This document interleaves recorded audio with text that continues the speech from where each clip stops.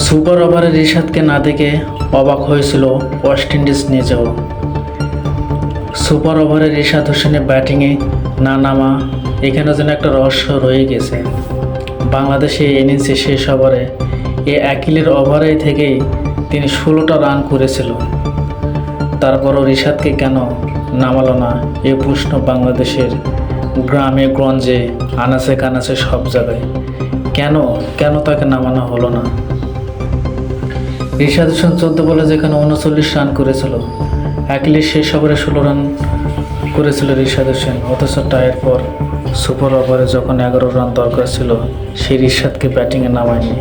এমনকি সৌম্য সরকার আউটের পরও নামায়নি। যেখানে বোলিংয়ে ছিলেন আকিল হোসেন, তার ওভারেই তো 16 রান নিয়েছিল। আকিল হোসেন নিজেই বলেছে যে ব্যাটার এই ম্যাচে সবচেয়ে বেশি ধ্বংসাত্মক ছিল। 14 বলে 39 রান করে অপরাজিত, ছোট্ট বাউন্ডারি দুটি ছক্কা মেরেছিল। তাকে সুপার ওভারে কোনো অংশ না দেখে আমরা সবাই অবাক হয়েছে গোটা বাংলাদেশ। কেন রিশাদকে নামানো হলো না?